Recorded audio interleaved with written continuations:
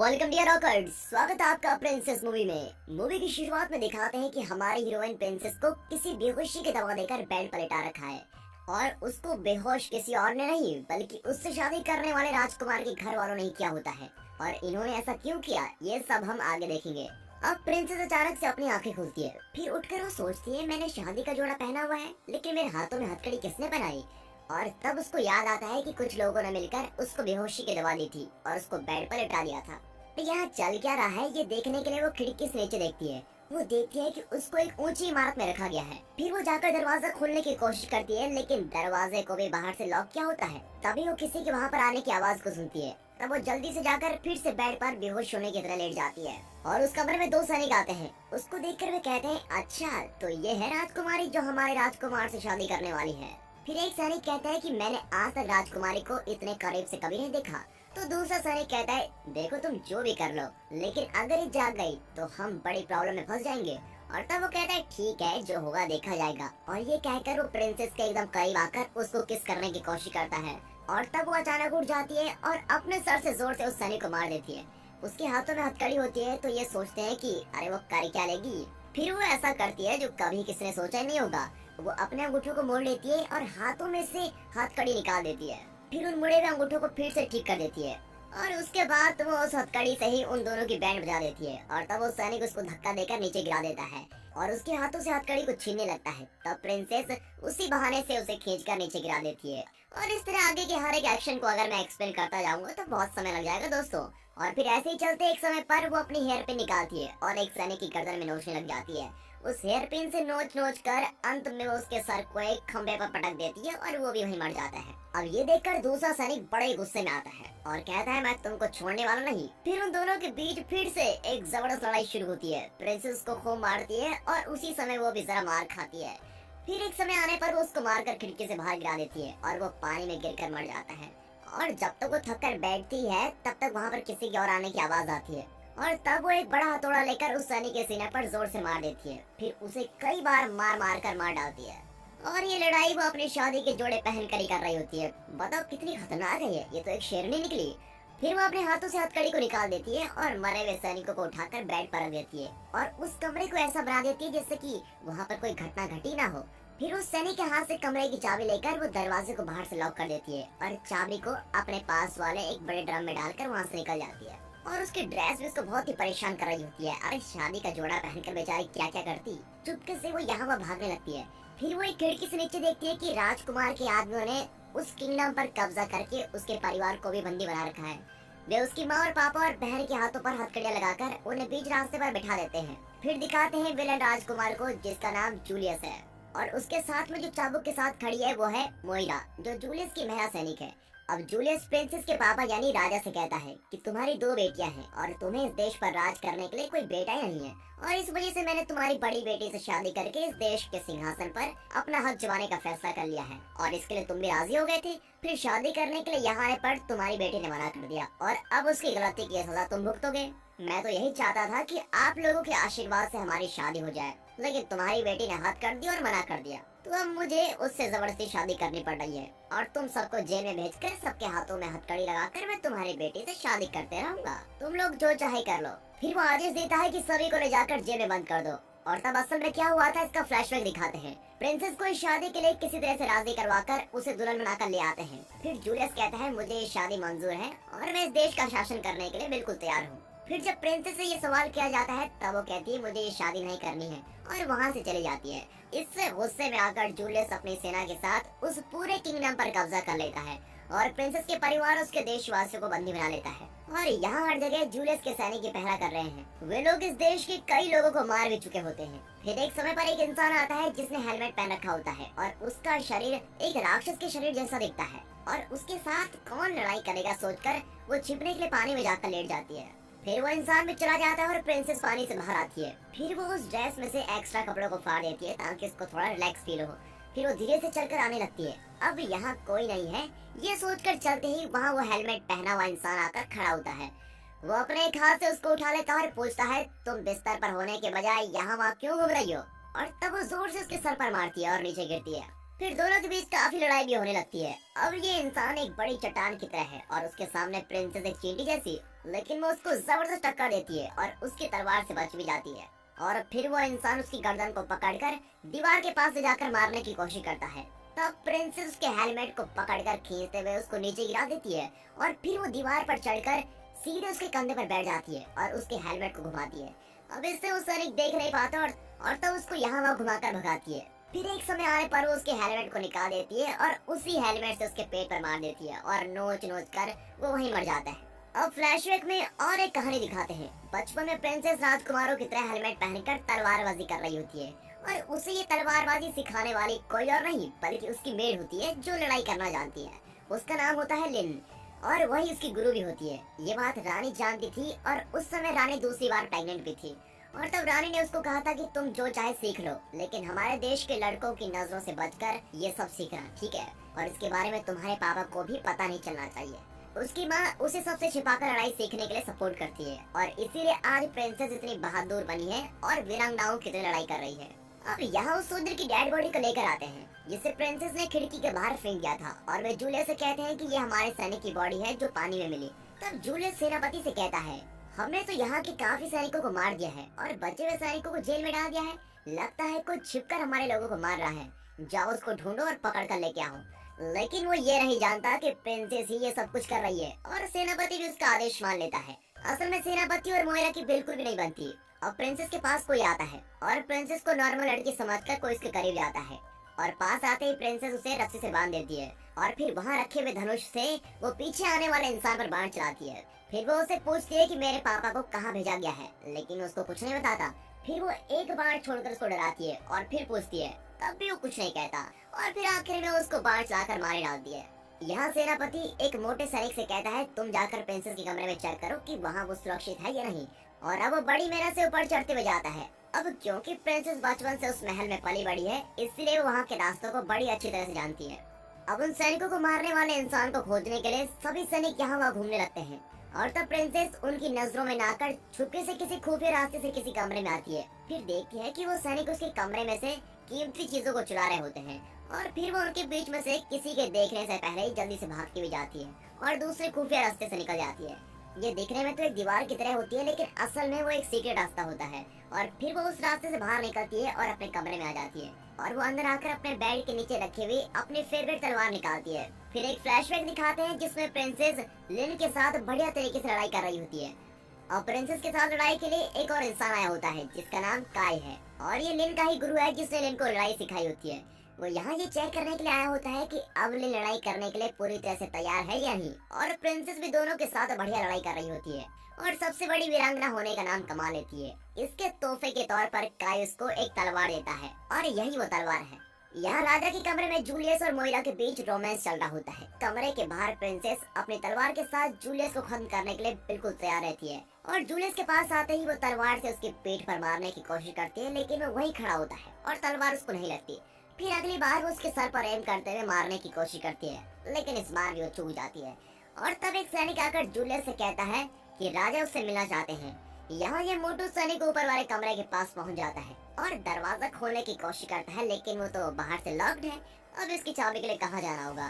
देखिए ऊपर तक पहुँचते पहुँचते ये कितना हांफने लगा है। अब ये चाबी कहाँ ढूंढेगा, इसीलिए वो चाबी के छेद से अंदर देखता है। तब वो एक सैनिक को अंदर चेयर पर बैठे हुए देखता है। फिर वो सोचता है हमारी राजकुमारी बेड पर ही लेटी होगी, इसका मतलब वो यहाँ पर सुरक्षित है। फिर यहाँ पर सब कुछ ठीक ठाक है। ये गलत खबर देने के लिए वो नीचे उतर जाता है। अब नीचे पहुँचने के लिए तो उसको काफी समय लग जाएगा। तब तक मैं आपको कुछ और बताता हूँ। यहाँ प्रिंसेस किसी तरह से उस सीक्रेट रास्ते से बाहर आ जाती है। तब वहाँ वो एक पुतले को देखती है और उसके नीचे से रेंगते हुए आती है, लेकिन फिर उसको पता चलता है कि वो पुतला नहीं बल्कि एक जिंदा सैनिक है जो रात में पहरा करता है। मैं फिर से फंस गई, ये सोचकर उसके साथ भी लड़ाई करनी शुरू कर देती है और वो सैनिक भी उस पर जरा भी तरस नहीं खाता और तलवार से उसको मारने की कोशिश करता है। यहाँ राजा ने जूलियस को बुलाया होता है ये कहने के लिए कि हमें इस मामले में युद्ध नहीं करना चाहिए, बल्कि हम आपस में बातचीत करके इस प्रॉब्लम को सुलझा सकते हैं। तब जूलियस कहता है कि अब बात करने के लिए रखा ही क्या है। अगर तुम्हारी बेटी शादी के लिए मान जाती है तो तुम्हें ये सब झेलना नहीं पड़ता। अब तुम्हारी बेटी की गलती की सजा भुगत लो। और ये कहकर वो अपने सैनिक से राजा को जेल में ले जाने के लिए कहता है और फिर वो महल के अंदर चला जाता है। यहाँ प्रिंसेस उस कवच पहने वाले सैनिकों को कैसे मारा जाए ये सोचते हुए काफी कोशिश करती है और उसके कवच में देखने वाले गैप में अपनी तलवार घुसा देती है। फिर पास में रखे हुए तेल के बर्तन को लेकर वो उस कवच पर फेंकती है और फिर उस पर एक मोमबत्ती फेंक देती है। इससे वो सैनिक जलने लगता है और बचाओ बचाओ कहकर चिल्लाने लगता है। और उसी समय ये मोटो साहब नीचे पहुंच ही जाते हैं और खबर देते हैं कि ऊपर राजकुमारी तो सो रही है और दरवाजा भी लॉक्ड है, वहाँ सब कुछ ठीक ठाक है। और उसी समय वो सैनिक अपने कवच के साथ जलकर जमीन पर गिर जाता है और ये देखकर जूलियस का गुस्सा तो बिल्कुल सातवें आसमान में पहुंच जाता है। फिर वो सेनापति से कहता है कि यहाँ कब से कोई बहुत ही बड़ी शैतानी कर रहा है, तुम उसको ढूंढ कर यहाँ लाओ और मैं उसको बड़ी सजा देने वाला हूँ। और तब सेनापति चिल्लाकर सैनिकों को आदेश देता है कि सभी लोग जाकर तुरंत उस इंसान को ढूंढ लो। अब सेनापति की तो मोरे के साथ बनती नहीं, फिर भी वो उसको कुछ गलती से कह देता है और बदले में मोइरा चाबुक से उसका गला घोंटकर वहीं मार डालती है। फिर वो कहती है कि अब से मैं ही आप लोगों की सेनापति हूँ, हमारे साथ ऐसी शैतानी कौन कर रहा है इसका पता लगाकर तुरंत उसकी खबर लाओ। और ये सुनते ही सभी सैनिक वहाँ से भाग निकलते हैं। अब सारे सैनिक उस इंसान को ढूंढने जाते हैं और उनमें से कोई प्रिंसेस को देख लेता है और फिर प्रिंसेस भी उनके साथ लड़ाई करके एक एक सैनिक को मार गिराती है। पहले तो वो उसको छोटी लड़की समझकर मजे से लड़ाई करना शुरू करते हैं, लेकिन वे जब उसको देखते हैं कि ये तो सैनिकों को खतरनाक तरीके से मार रही है, तब वो सीरियस होकर लड़ने लगते हैं। अब ऊपर की मंजिल से लड़ाई करते करते वो नीचे आने लगती है और वो 4-5 सैनिकों को तो खत्म कर चुकी है, लेकिन अब उससे लड़ने के लिए और भी सैनिक आते रहते हैं। और तब वो बड़ी चालाकी से अपने गले में पहने हुए हार को तोड़कर उसके मोतियों को सीढ़ों पर गिरा देती है और उसकी तरफ आने वाले सैनिक उन मोतियों में फिसलकर नीचे गिर रहे होते हैं। फिर वो वहाँ से भागकर आगे बढ़ती है और तब कुछ सैनिक रस्सी को पकड़कर उसकी तरफ आने लगते हैं और उन सैनिकों की मौत भी उस रस्सी से ही हो जाती है, क्योंकि उस रस्सी को वो बाहर डाल देती है। और फिर बाकी सैनिकों के साथ भी वो ऐसे लड़ती है जैसे लड़ाई करना उसके बाएं हाथ का खेल हो। ये तो सच में एक छोटा पैकेट और बड़ा धमाका निकला। फिर एक इंसान एक बड़े हथौड़े से उसको मारने लगता है और उसके साथ और 2 लोग आते हैं, लेकिन ये उनको टक्कर देते हुए उन्हें तलवार से मार गिराती है। फिर वो उस हथौड़े वाले सैनिक के पेट में तलवार घुसा देती है, लेकिन वो भी बिना हार माने उसका गला घोंटते रहता है। तब वो उसकी तलवार को उस सैनिक की गर्दन में घुसाती है, जिससे उसका सर बाहर निकलता है। फिर अब और सैनिक उसके पास आते हैं और तब वो एक और तलवार लेकर दोनों तलवारों के साथ उनसे लड़ने लगती है, इसलिए अब सैनिक उसके पास आने से भी डरने लगते हैं। फिर 1 या 2 लोग ही उससे आकर लड़ते हैं और वे उन्हें तलवार से मार गिराती है, लेकिन अचानक से एक सैनिक उसके पेट को चीर देता है, लेकिन वो दर्द में भी लड़ती रहती है और अब धीरे धीरे वो थकने लग जाती है, क्योंकि अब तक वो काफी लोगों को मार चुकी है। और तभी वो एक सैनिक को पकड़कर उस ऊंचाई से जमीन पर छलांग लगाती है और नीचे गिरने से वो सैनिक तो मर जाता है, लेकिन प्रिंसेस सुरक्षित रहती है। फिर ऊपर से दूसरा सैनिक भी जमीन पर कूदता है, लेकिन नीचे गिरते ही उसका हाथ फ्रैक्चर हो जाता है और प्रिंसेस उसको देखकर बड़ी अच्छे से हंसने लगती है और सोचती है क्या इसका दिमाग खराब है। फिर वो तलवार लेकर फिर कुछ सैनिकों को मार गिराती है और उसी समय वो मोटू सैनिक उसके सामने आता है। वो हाँफते हुए झुककर चल रहा होता है और अपना सर नीचे रखने से सामने से आने वाली प्रिंसेस को देख नहीं पाता। फिर वहाँ सैनिकों का आना कम नहीं होता और तब वो खिड़की से बाहर किसी कपड़े को लटकते हुए देखती है और वो तुरंत जाकर उस कपड़े को पकड़कर खिड़की से बाहर छिपकर बैठी रहती है। फिर उसी कपड़े को पकड़कर उस दीवार पर से चलते हुए वो दूसरे कमरे के अंदर कूद जाती है और उसके पेट पर जख्म होने से बहुत ही खून बह रहा होता है, इसलिए वो एक कपड़े से पेट को कसकर बांध देती है और हाथ पर भी एक कपड़ा लपेट लेती है। फिर वो कुछ याद करती है और फ्लैशबैक में दिखाते हैं कि उसके माँ और पापा उसे काफी बार समझा रहे होते हैं। राजा उसे कहता है कि तुम्हें इस शादी के लिए राजी हो जाना चाहिए, मेरा बेटा नहीं है और मेरे बाद इस देश को चलाने के लिए एक पुरुष की जरूरत है, इसलिए तुमसे शादी करने वाला ही इस देश को चला सकता है और हमारी किस्मत में यही लिखा है, इसलिए तुम इस शादी के लिए मान जाओ, क्योंकि बिना राजा वाले देश को कोई नहीं छोड़ेगा और कोई कभी भी इस पर कब्जा कर लेगा, इसलिए तुम शादी के लिए तैयार हो जाओ। और इस तरह उसको धमका कर कहता है और ये भी कहता है कि एक महिला देश को नहीं चला सकती और तुमसे ये सब नहीं होगा। अब ये सभी बातें याद करके वो बड़ी उदास होती है। उसी समय आकर कोई उस पर झपटता है और वो जूलियस का कोई सैनिक का सोचकर प्रिंसेस उसे मारने लगती है। फिर देखती है कि वो उसकी गुरु लिन है। वो उसे पूछती है तुम्हें क्या हुआ है, और प्रिंसेस कहती है मैं लड़ाई करके जूलियस के सैनिकों को मार गिरा रही हूँ। और फिर लिन उसको लेकर सीक्रेट कमरे में जाती है और दोनों वहीं छिपकर बैठते हैं। तब प्रिंसेस उससे पूछती है कि हुआ क्या था, और लिन उसको कहती है कि जब तुम शादी के लिए मना करके वहाँ से चली गई थी तब जूलियस और उसके साथी भी कुछ बोले बिना वहाँ से चले गए, लेकिन फिर वो एक दिन अपनी बड़ी सेना लेकर यहाँ वापस आए और बिना किसी को खबर किए इस देश को अटैक करने लग गए और उन्होंने रातों रात इस देश पर कब्जा कर लिया है और इन सभी बातों को समझाती है। फिर भी वहाँ से किसी सेफ जगह पर जाने से निकलते हैं और तब वहाँ किचन में जूलियस के सैनिक किसी लड़की के साथ बदतमीजी करने की कोशिश करते हैं। तब दोनों अपनी तलवारों से उन सारे सैनिकों को मार गिराकर उस लड़की को बचा लेते हैं। फिर किचन में भी जबरदस्त लड़ाई होने लगती है और कुछ समय बाद वहाँ मोइरा आ जाती है और वो ये जान जाती है कि इतने समय से प्रिंसेस ही उन सबको मार गिरा रही थी। फिर वो उसे एक सबक सिखाने के लिए अपने चाबुक से उसको अटैक करती है और वो दोनों उस चाबुक का सामना नहीं कर पाते और वो सोचते हैं कि अब मोइरा के साथ लड़ने से उनकी मौत भी हो सकती है, इसलिए वे उससे बचकर भागकर नीचे की तरफ आते हैं और फिर लिन उसको कहती है कि वहाँ से एक नाले में से चलकर तुम सीक्रेट रास्ते से दूसरी तरफ चले जाओ। और फिर लिन अकेले ही मोइरा के साथ लड़ने आती है और अब प्रिंसेस उस नाले को पार करके एक जगह पर पहुंच जाती है और वो अपने माँ पापा को रखी गई जेल की तरफ जाने लगती है। उसको बहुत ही प्यास लगी होती है। फिर जेल के पास आने पर जेल के बाहर कुछ जेलर्स बैठे होते हैं। वो उनके पास रखे हुए बियर के ग्लास को लेकर तेजी से पीने लगती है और उन जेलर्स को कुछ समझ ही नहीं आता कि ये चल क्या रहा है और वो पूरे ग्लास को खत्म करके जोर से डका भी मार देती है और ये देखकर वे लोग हंसने लगते हैं। फिर वो एक तूफान की तरह उन सभी से लड़ने लगती है और उन सभी को मार भी देती है। अब राजा बड़े ही चौंकट देखते रह जाता है और सोचता है कि क्या ये मेरी बेटी है ना। फिर वो जेल का दरवाजा खोलकर माँ पापा और वॉयलेट को बाहर लेके आती है और सभी ठीक ठाक से चल रहा होता है कि अचानक वहाँ एक सैनिक आकर प्रिंसेस के सर पर जोर से मार देता है और इससे प्रिंसेस बेहोश हो जाती है। फिर जब वो आंखें खोलकर देखती है तो उसके हाथों में हथकड़ी होती है और उसको महल के सामने घुटनों के बल बैठा दिया गया होता है। फिर जूलियस कहता है अब प्रिंसेस मेरे जाल में फंस गई है और ये सोचकर उसको टच करता है। तभी प्रिंसेस झट से उसकी उंगली को काट देती है और अब जूलियस सोचता है कि ये तो सच में एक राक्षसी है और अगर मैं इससे शादी कर लेता तो मेरा तो जीना हराम ही हो जाता। तब प्रिंसेस उसे कहती है कि तुम सही सोच रहे हो क्योंकि शादी करने के बाद मैं तुम्हें किसी दिन जान से मारने के लिए तुम्हारे खाने में जहर मिला सकती हूँ या फिर तुम्हारे सोने के समय पर तलवार से तुम्हारा सर भी काट सकती हूँ या फिर एक बड़े पत्थर को भी तुम्हारे सर पर पटक कर मार सकती हूँ। और इस तरह वो उससे जबरदस्ती शादी करने पर कौन कौन से तरीकों से उसको जान से मार सकती है ये सभी बता रही होती है। और तब जूलियस फैसला करता है कि वो प्रिंसेस से शादी कभी नहीं करेगा, लेकिन वो उनको छोड़ता नहीं बल्कि अब वो ये फैसला लेता है कि वो उसकी छोटी बहन वॉयलेट के साथ शादी करेगा। अब वॉयलेट तो एक छोटी बच्ची है और ये शैतान उससे शादी करने की बात करता है। फिर प्रिंसेस का विरोध करते हुए उसके साथ लड़ाई करना शुरू कर देती है और लड़ाई होते समय लिन आकर छुपके से वॉयलेट को उठाकर एक सीक्रेट रास्ते से किसी और जगह लेके जाती है और वॉयलेट को बचाने के लिए ही प्रिंसेस उसके साथ लड़ने लगती है। तब एक सैनिक प्रिंसेस को उठाकर तेजी से खिड़की के बाहर फेंक देता है और उसके हाथ और पैर बंधे हुए होते हैं और वो सीधे पानी के अंदर जाने लगती है। फिर उसे सभी बातें याद आती हैं और वो झट से आंखें खोलती है। फिर वो पीछे बंधे हुए हाथों को आगे लेकर आती है और पानी के अंदर गिरे हुए शीशे के टुकड़ों का यूज करके वो रस्सी को खोल देती है और सांस फूलने से पहले ही जल्दी बाहर आ जाती है। यहाँ जूलियस और वॉयलेट की शादी की तैयारियां चल रही हैं और लिन ने प्रिंसेस से एक सीक्रेट जगह पर मिलने को कहा होता है और अब प्रिंसेस उस जगह पर ही जा रही होती है। तब रास्ते में फिर से एक राक्षसी सैनिक खड़ा होता है और अब फिर इस इंसान के साथ लड़ाई करनी होगी। ये सोचते ही वॉयलेट उसके पास वाले बड़े पुतले को सैनिक के ऊपर गिरा देती है और वहीं मर जाता है। और वॉयलेट को देखकर प्रिंसेस बहुत ही खुश हो जाती है और अब आगे क्या करना है इसकी प्लानिंग वो लोग करते हैं और फिर एक दूसरे सीक्रेट रास्ते से वो तीनों हथियारों के कमरे में जाते हैं। अब इस कमरे के बारे में सिर्फ राजा के परिवार वालों को ही पता रहता है। फिर वे वहाँ से जरूरी हथियार ले लेते हैं और अपने कपड़े भी बदल लेते हैं और वॉयलेट भी उनके साथ लड़ने जाने की बातें करके मजाक करती है। तब प्रिंसेस उसे समझाते हुए कहती है नहीं उसकी कोई जरूरत नहीं है, तुम यहीं पर ठहरो। अगर तुम बाहर निकलोगी तो जूलियस तुमसे शादी कर लेगा और तुमको बहुत ही परेशान करेगा, इसलिए तुम यहीं रुको और बाहर चाहे कुछ भी हो जाए लेकिन तुम गलती से भी बाहर मत निकलना। और उसको ऐसे समझाकर वे दोनों बाहर निकलते हैं। यहाँ इस टाउन के चर्च में इनकी शादी की तैयारियां की गई होती है।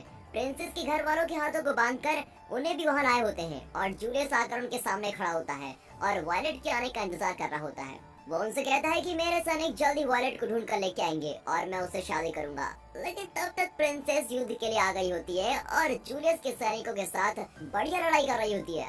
अब उसको देखकर जूलियस कहता है अब तक हमारे 100 से ज्यादा सैनिकों को ये मार चुकी है, इसकी मौत कब होगी? और तब मोइरा कहती है कि मैं हूँ ना, देखना इसकी मौत मेरे चाबुक से ही होगी। और ये कहकर वो अपना चाबुक लेकर प्रिंसेस के पास जाती है। अब तक छिपकर लड़ने वाली प्रिंसेस अब मैदान पर आकर सभी के सामने लड़ने लगती है और दूसरी तरफ लिन अपने धनुष बाण से सभी सैनिकों को मार रही होती है। लेकिन फिर झुंड में सैनिकों का आना चलता रहता है और इसलिए वो दो तलवारों को जोड़कर एक खंबे जैसा बनाकर बढ़िया तरीके से लड़ती है। अब यहाँ लड़ाई चल रही होती है तो वहाँ वॉयलेट प्रिंसेस के समझाने के बावजूद उस रास्ते से बाहर आ जाती है और वो एक चाकू को भी साथ लेके जाती है। फिर वो जाकर लिन के गुरु काय के हाथों की रस्सी खोल देती है और अब आगे काय को बाकी सभी के हाथों से रस्सी को निकालना होगा। यहाँ ये दो वीर महिलाएं लगातार लड़ाई होती हैं। तब एक सैनिक प्रिंसेस पर बाण चलाता है पर वो तुरंत हटी जाती है और वो उसकी तलवार को बाण जैसा फेंकती है जिससे उस बाण चलाने वाले सैनिक की गर्दन पर तलवार लगकर वो मर जाता है। अब वे वहाँ के सारे सैनिकों को मार चुके होते हैं और अब वे चर्च के बाहर आ चुके हैं। फिर लिन चर्च में खड़े सैनिकों के साथ तलवार से लड़ने लगती है और तब मोइरा अपने चाबुक के साथ प्रिंसेस को मारने के लिए बाहर आती है और शादी के लिए तैयार रहने वाला जूलियस पीछे मुड़कर देखता है कि वहाँ चल क्या रहा है। तब वो देखता है कि सारे लोगों के हाथों से रस्सी खोल दी गई है और ये काम वॉयलेट ने किया है। ये देखकर वो गुस्से में आकर वॉयलेट को पकड़ लेता है और उससे शादी करने के लिए वहाँ खड़ा हो जाता है अब प्रिंसेस के घर वाले और उनके सभी सैनिक उठकर लड़ाई करने के लिए निकलते हैं और अब एक तरफ प्रिंसेस मोयरा से लड़ती है और दूसरी तरफ उसके घर वाले उन सैनिकों से हथियारों को छीनकर उनके साथ युद्ध करके प्रिंसेस का साथ देते हैं। प्रिंसेस को मोयरा के चाबुक की टक्कर देने मुश्किल हो जाती है। यहाँ राजा दौड़ते हुए जूलियस के पास जाकर उसकी तलवार छीनने की कोशिश करता है, लेकिन वो उसे उस तलवार से उसके पेट पर मार देता है और ये देखकर लिन बहुत ही गुस्से में आती है और वो जूलियस के साथ लड़ने लगती है। अब यहाँ प्रिंसेस सोचती है कि अगर इससे इसके चाबुक को छीन लूं तो मुझे इससे टक्कर देना आसान हो जाएगा, क्योंकि इसके लिए चाबुक ही सब कुछ है। फिर वो उस चाबुक को पकड़कर उसे एक रस्सी की तरह इस्तेमाल करके लड़ने लगती है और फिर एक समय आने पर वो उस चाबुक को मोयरा की गर्दन पर लपेटकर उसको फांसी लगाकर मार डालती है। इस चाबुक से मोयरा ने काफी लोगों को मारा होता है और अब खुद की मौत भी उसकी इस चाबुक से हो जाती है।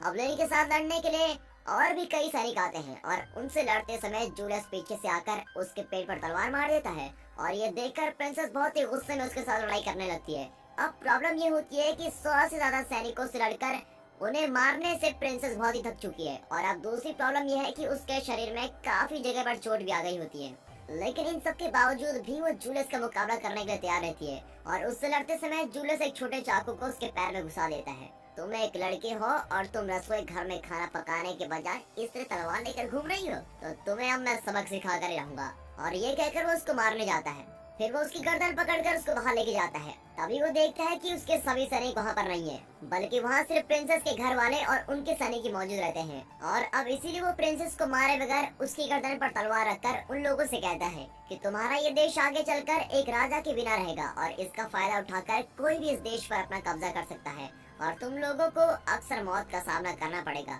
इसलिए तुम लोग अगर मेरे जैसे एक बलशाली वीर को अपना लो तो तुम सभी लोग यहाँ पर सुरक्षित रह सकते हो। इससे तुमको कोई भी परेशानी नहीं होगी।